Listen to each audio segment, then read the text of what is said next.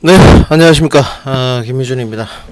오늘 그 증시가 좀 많이 빠져가지고, 구독자들을 위해서 좀 컨텐츠 겸, 시황 겸, 한번 제작을 해보려고 유튜브를 좀 켰고요. 자, 하나씩 좀 보시죠. 지금 우리가 시장에서 좀 우려하는 게 타이밍이 좀 나올 것이냐. 내용들은 오늘 뭐 증시 하락에 대한 내용들은 다 아실 것 같아요. 지금 보고 계신 게 이제 필라델피아 반도체 지수인데, 저는 뭐 좀 빠졌습니다. 필라델피아 반도체 지수가 이제 빠진 이유는 실질적으로 엔비디아 쪽이나 엔비디아 주가 차트 모습인데요. 크게 흔들리는 모습은 아니었죠. HBM 쪽은 확실히 좀 덜 흔들렸고, 뭐 인텔 쪽도 뭐 나쁘지 않았어요. 오히려 양봉이었고, 다른 소형 종목들이 좀 가이던스가 좋지 않게 나왔습니다. 특히 4분기 때 가이던스가 좀 많이 내려갈 것이다. 그러니까 시장의 지금 반도체 전반적인 시황 자체가 디램 가격이 4분기 때 반등, 정통 반도체 부분도 반등이 할 것이고, HBM 쪽 AI 반도체도 새로운 캐시카우가 될 것이라고 제가 말씀을 드렸지 않습니까? 그런 부분 속에서 미국 쪽에서 있는 기업들이 좀 안 좋을 거야. 4분기 전망치들이나 이런 부분들이. 그러면서 뭐 주도주 쪽에는 영향이 없었지만 필라델피아 반도체 지수가 좀 하락하면서 국내 반도체 종목들의 커플링이 좀 된 것 같습니다. 그러면서 주도주의 하락. 그리고 이제 2차전지 파트에서 테슬라가 어제 좋지 않았죠. 이 부분도 이제 명확하게 다 아실 것 같아요. 전기차 보조금 축소, 수요 감소, 판가 하락. 그 다음에 이번 3분기의 영업 하락 부분이 호재보다는 악재가 많은 상황. 그 다음에 수급의 부재, 투심 부재까지 이어지면서 반등 동력이 좀 늦어지고 있다. 뭐 어느 정도 리바운드 정도 나올 수는 있겠죠. 근데 아직까지도 들어가긴 좀 힘들어 보이고. 그러면 저는 이렇게 좀 보고 싶거든요. 앞으로 어디가 더 우호적일 것이냐, 이걸 좀 보고 싶어요. 반도체가 좀 나을 것이냐, 어차피 연말까지 고정갱신은 안 될 거니까 2차전지 쪽이 좀 나을 것이냐, 또 2차전지 안에서 조정을 받았을 때 장비가 나을 것이냐, 소재가 나을 것이냐, 이 부분인데, 오늘 뭐 우선은 간단하게 뭐 퇴근하시면서 보실 것 같으니까 저는 반도체가 좀 낫다고 보여져요. 그 이유는 뭐냐, 오늘 삼성전자 주가 모습을 좀 봐야 될 것 같은데, 삼성전자가 만약에 오늘 우리 구독자 여러분들 많이 떨어졌다면 어떻게 됐을까요? 그러니까 주도주의 섹터 중에서 2차전지의 어떤 투심에 대한 노이즈가 좀 생겼지 않습니까? 기타 등등의 이유 등으로. 그 반면에 반도체는 바닥을 넘어서면서 좀 우호적인 시황 환경이 조성이 되는 것 같아요. 단편적으로 그러면 오늘의 하락은 단일 어떤 노이즈였다고 좀 보여지고, 삼성전자를 보시게 되면 이제 박스권 하단이 66,500원, 상단이 한 71,000원 정도 되는데, 저는 강하게 지지받을 공산이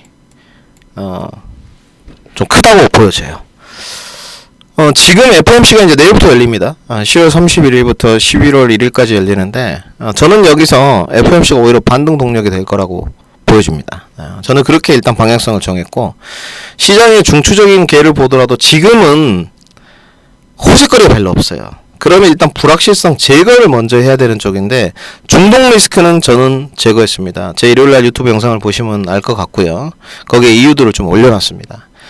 그러면 이제 초점이 맞춰지는 경우는 결국은 FOMC 금리잖아요.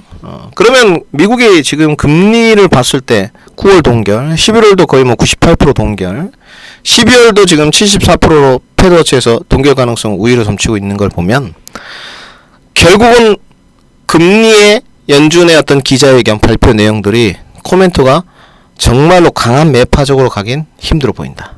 그러면 결국은 빅테크 기업 반등이 나올 때 시장의 환경 여건과 지금 내년의 어떤 추정치를 보건대 더 크게 좋아질 수 있는 파트는 반도체다, 이렇게 보여지고, 물론 2차전지가 구조적으로 성장을 해가니까 장기 투자의 관점에서는 문제가 없습니다. 단지 단기 투심이 좋아질 국면은 아닌 것 같아요. 그러면 대장주들이 여기서부터 이제 삼성전자를 좀 반등을 해주고, 하이닉스도 좀 볼까요? 하이닉스도 마찬가지. 박스권 하단까지는 좀 안 왔는데 이제 거의 다 왔어요. 11만 3천원, 2천원. 보면 내일 정도 뭐 이제 기자회견 내용은 안 나올 테니까 우리나라 시간으로 이틀 뒤가 될 것 같은데, 11월 1일, 2일 정도가 되겠네요. 그러면 저는 박스권 하단을 뚫고 아래로 내려갈 것이냐, 그렇게 보여지지 않습니다. 일단 우리 구독자 여러분들은 대형주 위주의 박스권 하단 매수를 할 것이냐, 아니면 중소형 종목들의 퍼포먼스가 좀 좋을 하단 종목, 과대낙폭 종목들을 매수할 것이냐, 이게 이제 선택의 문제인데, 저는 지금까지 주도력을 형성했던 이런 HBM 관련된 종목들은 아직까지는 좀 리스크하다고 봐요. 어떤 리스크가 있느냐, 구조적으로 성장을 못한다는 거냐, 이런 부분이 아니고 조정 구간이 좀 남아있다고 보여집니다. 네. 그래서 사실은 조금 더 5만원 정도에 붙었을 때 한미반도체 기준으로 여기를 좀 보시는 게 좋을 것 같고, 거기서부터 적어도 45,000원 구간, 제가 지금 동그라미 쳐드린 구간이 있죠. 여기가 중요할 것 같고, 이오테크닉스도 마찬가지예요. 여러분들한테 제가 매수 추천은 뭐 드릴 수 없겠지만, 아직은 조금 더 우리가 관심 권역을 두려면 조금 더 주가는 내려와 줘야 되지 않느냐.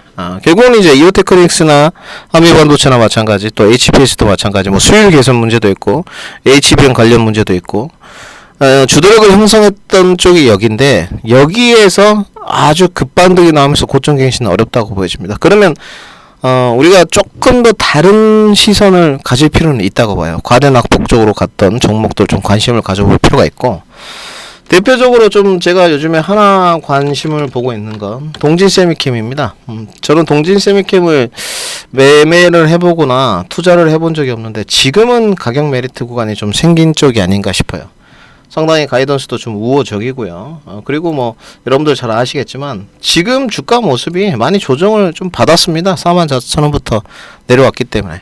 그러면 글로벌 시황이 FOMC가 저 김민주는 호재로 작용할 공산이 크다, 이렇게 판단을 지었고, 그러면 내일 정도의 과대낙폭에 따른 반등이 나올 때 접근을 하는 게 좀 좋아 보이고, 가지고 계신 분들도 물론 본인이 가진 종목에 대해서 반도체라면 점검이 필요하겠지만, 그쪽에 현금 여력이 있다면 추가 매수를 하는 쪽이 좋을 거고, 내가 반도체 포트를 갖고 있다면 굳이 뭐 실적이 조금 지금 안 좋더라도 앞으로 향후에 좋아질 수 있는 어떤 경우의 수가 있다거나 이러면 시간 투자를 조금 더 하는 게 좋다, 이렇게 보여집니다.